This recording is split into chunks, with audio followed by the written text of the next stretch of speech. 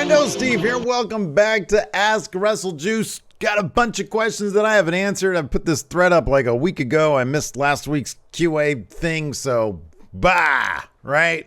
But hey, before I get started with your amazing questions, I want to let you guys know that I got some new merch over at WrestleJuice.com. It's W Steve W Season. The first episode is live right now over at Friendo Club TV, and I got some W Steve W merch over at WrestleJuice.com. So go check that out. But we're going to dive into some of your questions here today. Mr. Elson K says, do you think AEW, by featuring other promotions' belts on their show, diminishes the prestige of their own titles? I feel like AEW wrestlers have so many options when it comes to championships. True, but there's a lot of AEW wrestlers.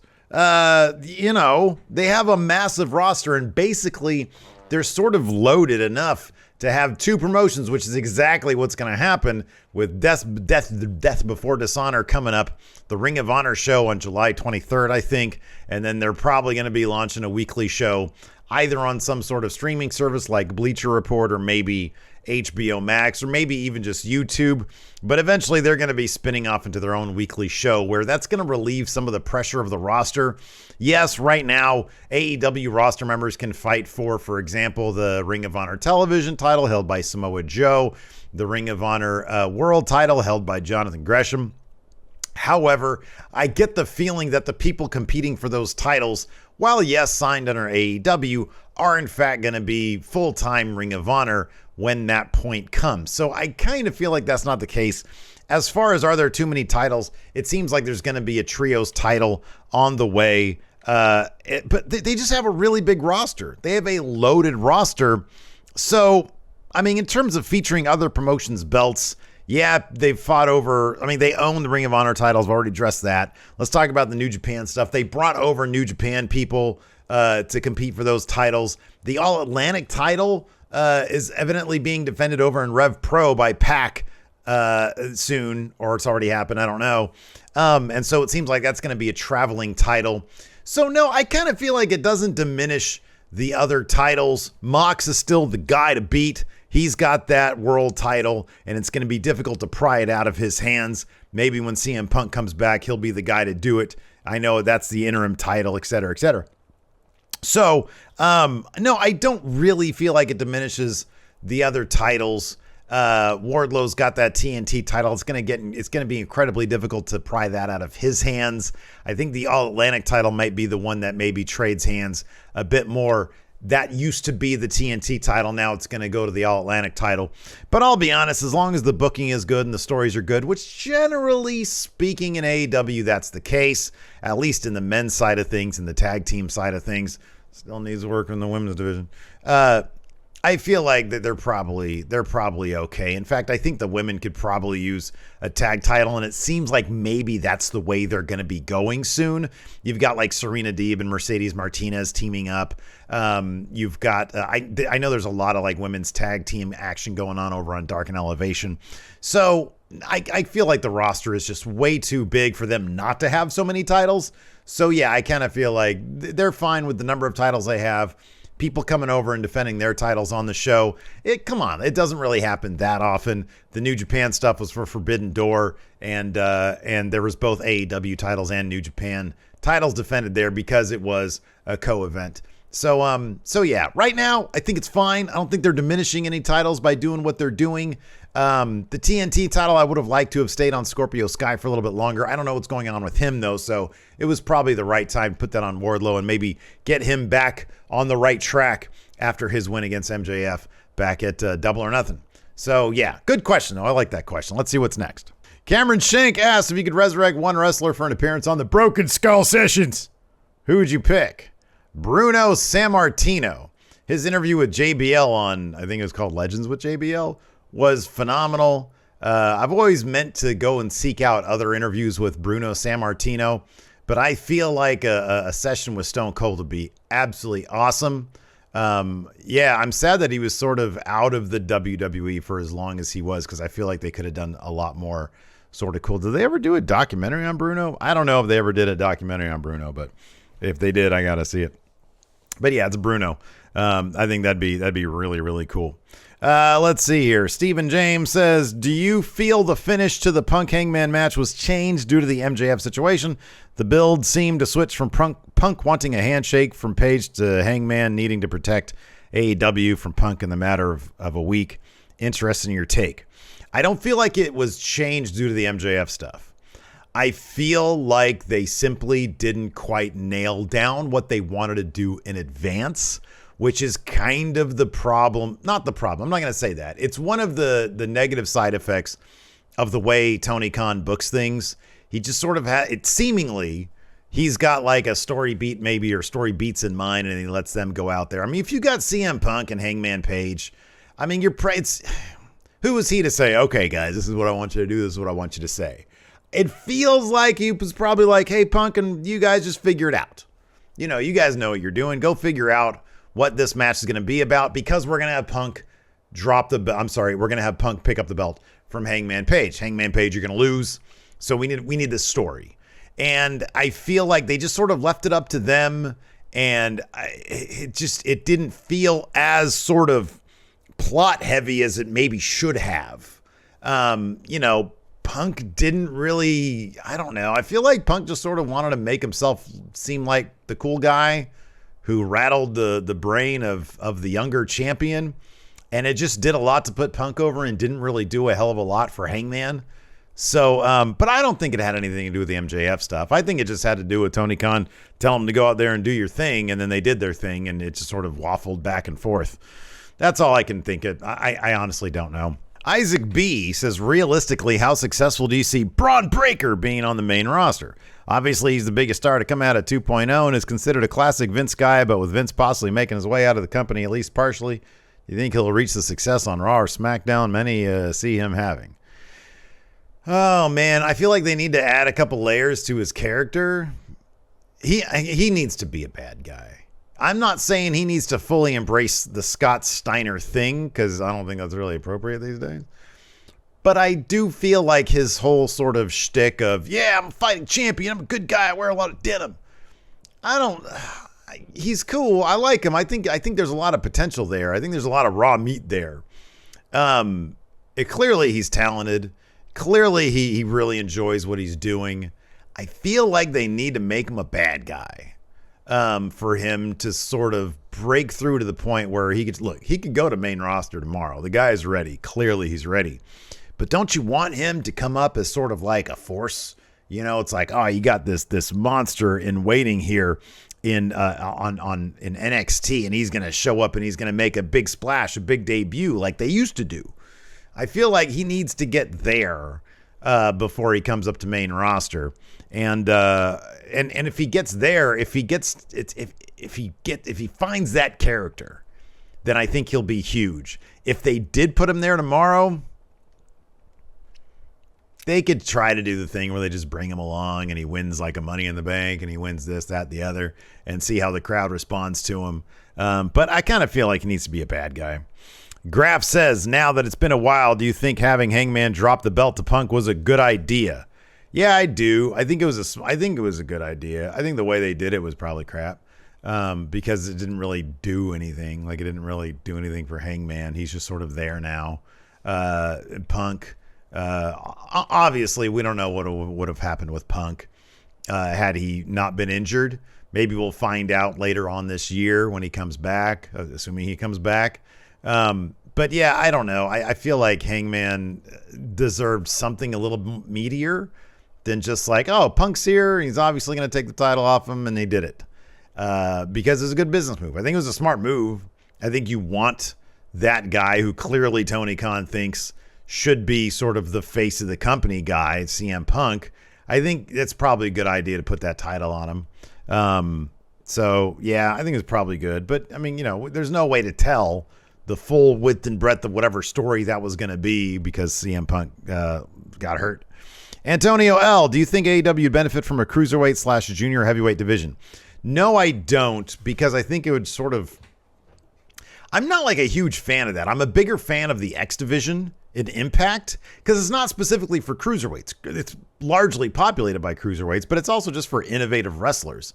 Samoa Joe. I remember when Samoa Joe was in the X division. That was like the one time I used to tune into TNA back in the day. And I thought it was awesome. I was like, oh man, I thought this was like for smaller guys. No, even big dudes who are just really cool wrestlers can be involved. And I wouldn't mind if AEW had something for the Sammys, the Darbys, those kind of guys, the Phoenixes, to hold on to something that just means something else, And I don't know, maybe that's why I feel like the All-Atlantic title is going to be like the traveling title. The TNT is like the Intercontinental title for like, the guy who's next in line. And then you get something like the Cruiserweight title, but it's more like an X Division type thing. That's what I would suggest. And I think that, again, their roster is so big, I think you could do that. Richard Ives, what are your thoughts on Jake Hager's AEW career so far? Do you think he may be disappointed how he's been booked, as I feel he was signed to be a future main eventer? I do not believe he was signed to be a main eventer at all, in any sense of no, not at all. No. I think Tony Khan firmly understands sort of what Jake Hager would bring to the table. I feel like he's worked really well under Jericho. I think that a lot of his character work has been a bit more subtle and it's been under the radar, and he always does his job really, really well. It's just clearly the guy he is meant to be a bodyguard. And a very good one at that. He is meant to be a powerhouse who's meant to be reckoned with, but he can take the loss and he can still come back strong. But no, I don't think I've ever heard anything come out of Hager's mouth that made me think, this guy right here, he's got the main... Because you need more than just being a big guy. He's a solid wrestler. He is a solid wrestler because he's got that background. But his promos are they're never going to be good. He's good doing small character work behind a larger personality, in this case, Chris Jericho. I think he's great at that. He's perfect at that. He's made a whole career basically of that. So yeah, no, I don't think he was ever signed to be a main eventer at all. He did though. He main evented against Moxley for the title. He had a title shot against Moxley, but I don't know. I don't think that was ever supposed to go any further. I'm sure maybe Tony Khan wasn't opposed to the idea, but I don't think he ever had any plans for that. Fat Tiger says, do you think it was a mistake to book Forbidden Door so close to Double or Nothing? No, I don't think so. What was it, like 3 weeks or something? I don't know. It seemed like it was fine. I mean, it was probably a mistake. Not a mistake, but they did really focus Forbidden. They focused a lot of the Blood and Guts build using Forbidden Door. And maybe that was the mistake. Maybe you should have done Blood and Guts and then did Forbidden Door after that, like a month later or something, like instead of Fyter Fest. Keep that coin. When do you think was the worst time for a wrestler to vacate a title or generally get injured? He says Balor in 2016. I think Balor actually would have still gone the exact same route as he ended up going. He was going to lose that title to Brock Lesnar, and then that would have been it. Then it would have been the exact same thing. So I don't think Balor would have been that. I mean, I think the Punk just now, that was sort of a big one. Rollins during his run in 2015 when he got injured, because he was on a roll. He was on a really good roll, and I'm kind of curious how that was supposed to play out long term. Mickey Gowdy says WWE and AEW book their championships very differently. In WWE, it almost seems like they're not afraid to give someone a surprise title win out of nowhere, like Liv Morgan, 2016 Goldberg, Big E, etc. They make you believe that anybody could win the big one on any given night, whereas in AEW, there's a very small amount of major title changes. For the most part, it's pretty predictable. What method do you prefer for handling world championships? I think as long as they are on wrestlers where it sort of makes sense, every wrestler that has a title, it should come off as it's difficult to get that title off them. Like with Big E, it just seemed like a matter of time. The way they booked him, it just seemed like a matter of time. They never really gave him that proper singles push where he was properly rebranded. They were always sort of towing the line between, is he New Day? Is he not New Day? And so it just seemed like it was a matter of time. When Lashley had it, it seemed like it was going to be difficult to get it off that guy. It seemed like it was going to take a lot to get it off of Lashley.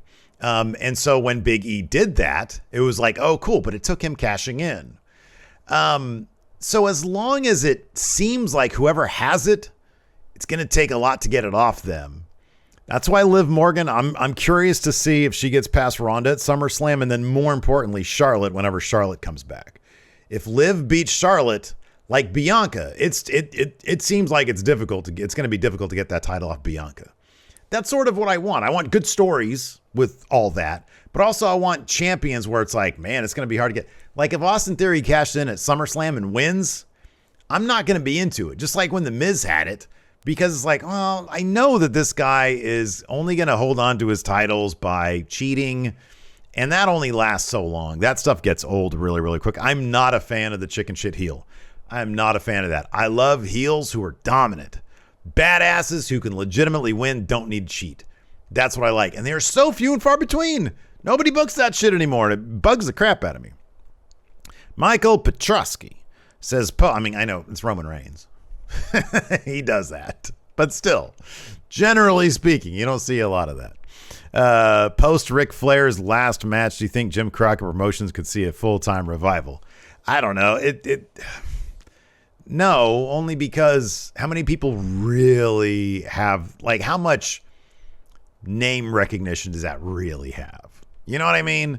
How much name recognition does Jim Crockett Promotions really have that isn't related to like old people? You know what I mean? And that's all it is. It's not like, it's just name. It's just branding. It's just branding. So, I mean, look, would that make it stick out from a lot of the other indie promotions if they were able to get the rights to JCP? Yeah, maybe. But it just depends on who's running the thing and who's putting it all together, and can they do it on a consistent basis? This Ric Flair's last match thing is like a one-time deal.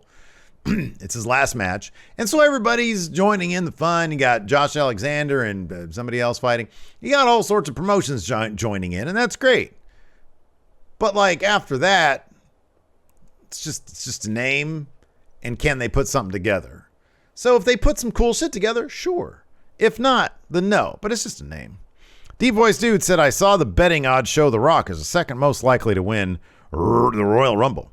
Do you think he'll even be in that match or any match aside against Roman at WrestleMania, or is injury risk too high? So, one of two things is going to happen in the Royal Rumble, because only one of two things can happen. Because I firmly believe Rock's going to fight Roman Reigns at WrestleMania. Either Rock's going to win it, which doesn't seem likely given that they're only going to get him for one match, or Roman Reigns is going to enter, he's going to win it, because then he'll be able to claim that he has smashed every single legitimate competitor in the WWE. And that's going to only leave The Rock. And then after The Rock, he'll have Cody Rhodes, and then he'll drop the titles. Paul Batal says, do you think AEW needs a stadium-like show such as WrestleMania or Wrestle Kingdom? Yup. I think that should be next on their list. I think 2023 should be the year they do a stadium show to show they can do it, because that'll be really fun to see. Gregory Faella, what other actual wrestlers / managers that do podcasts now do you like to listen to? Whenever I need to research something, I see if Bruce Pritchard was there, and I listen to the Bruce Pritchard podcast. He doesn't seem like he's a guy who's full of shit, although he does go on tangents where he runs down Dave Meltzer way too much. Way too much. And he's also these days, for the episodes these days, he's just very tired. But the early days of the Pritchard podcast, I still listen to a lot of those whenever I'm going on a walk and I got to research something, because there's a lot of great info in that. That's kind of it, though. I don't really have a lot of time for anything else, so I stick to that. I think Conrad's pretty great, and yeah, I like that one. Anyways, that's going to do it. Thanks, everybody, for tuning in. I appreciate it. Check out this video over here. Go to WrestleJuice.com. Check out the merch over there. And, yeah, that's going to do it. There's a new there's a new WSTW at Friendo Club TV. All the gaming stuff is over at Friendo Club TV. So I'll put up one of those videos right here. Thanks for watching. We'll see you over there.